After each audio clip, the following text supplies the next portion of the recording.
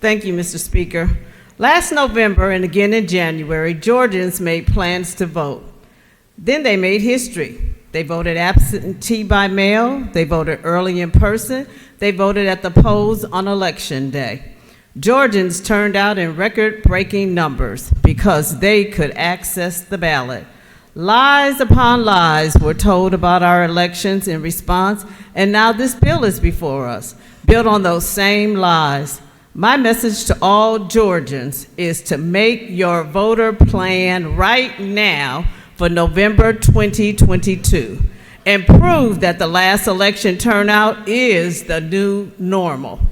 In making your vote plan, you as a Georgian have 3 ways to vote. First, absentee by mail. Georgians who are seniors or disabled account for more than half of all absentee voters.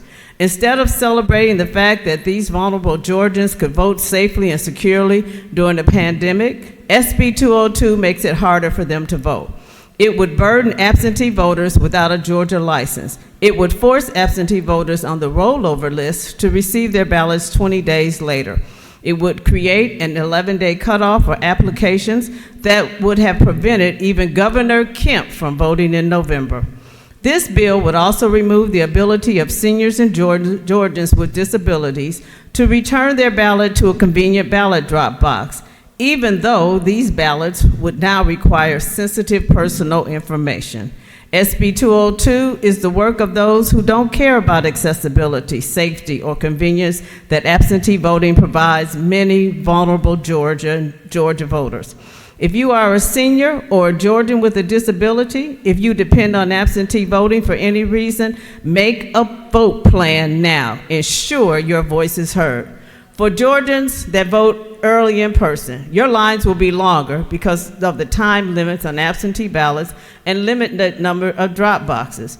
During January 5th runoff, 2.1 million Georgians voted during these 3 weeks of early vote. SB 202 would cut the early voting period for runoffs down to, at most, a single week, with no weekend voting days. For the last runoff, this would have meant 3 days of early vote during Thanksgiving week, a week when more Americans travel than any other week.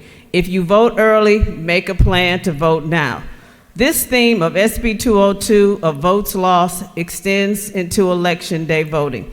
Many Georgians, disproportionately Black, cast out of precinct provisional ballots on Election Day.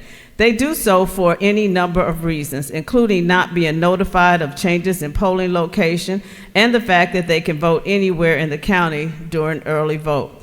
SB 202 would disenfranchise most of these voters and throw their ballots out. We know that communities of color are disproportionately affected by bills like these. Just look at our state's history. If you belong to a community of color, make a plan to vote. Urge your neighbors to do the same. SB 202 is a work of voter suppression. Its fundamental objective is to keep you, the voters of Georgia, from making yourself heard. If you believe that your voice is vital to this state's democracy, if you believe that we only move forward when every vote counts, then use your ballot to say so. Today, once again, make a plan, and come next election, let's vote absentee, by mail, vote early in person, vote on Election Day. Make your voice count to keep Georgia on their mind. Thank you, Mr. Speaker, for allowing me to be a part of the committee. I yield the will.